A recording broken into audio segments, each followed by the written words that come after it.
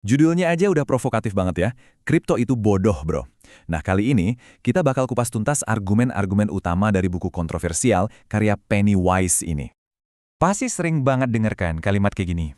Bro, kripto itu masa depan, buruan beli sekarang.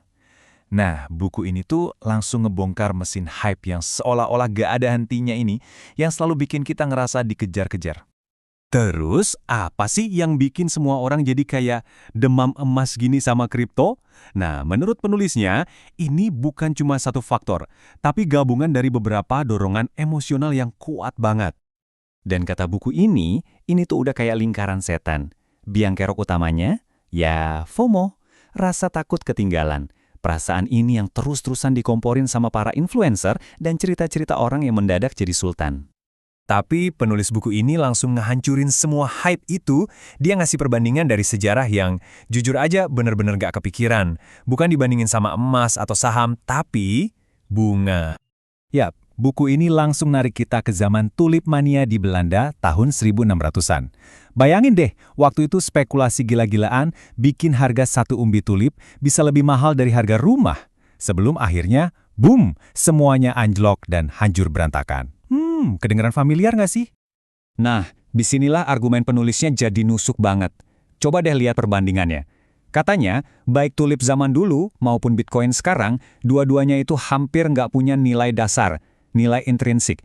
Harganya bisa naik gila-gilaan cuma karena satu keyakinan. Pasti ada orang lain yang mau beli lebih mahal dari kita nanti. Dan angka ini, minus 75%, ini jadi bukti paling telak bagi si penulis. Inilah takdir dari sebuah gelembung spekulasi.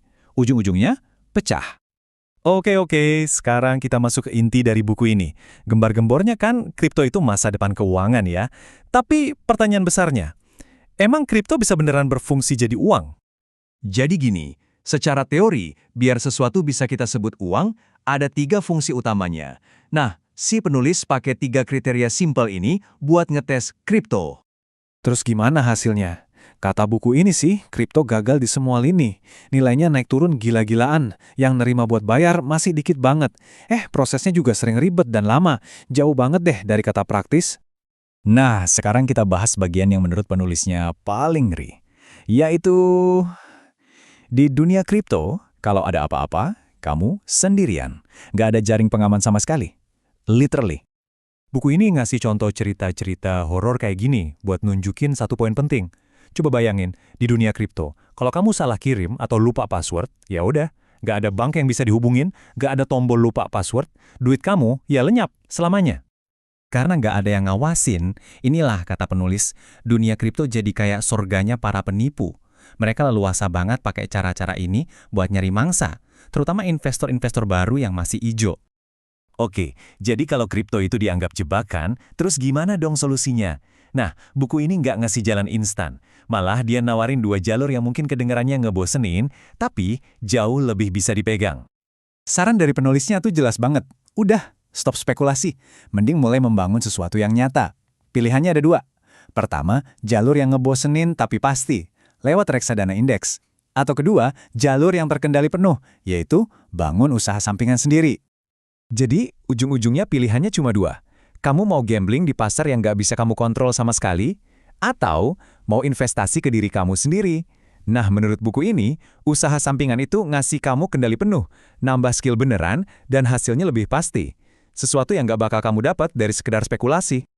Jadi, poin kuncinya itu ini, kata penulis, ngebangun kekayaan yang beneran itu bukan soal nyari jalan pintas atau ikut-ikutan hype. Bukan. Tapi soal punya rencana yang jelas dan jalanin itu secara disiplin dan konsisten. Dan pada akhirnya, buku ini ninggalin kita semua dengan satu pertanyaan besar ini. Apakah kripto itu beneran revolusi keuangan atau cuma gelembung baru yang dibangun di atas hype?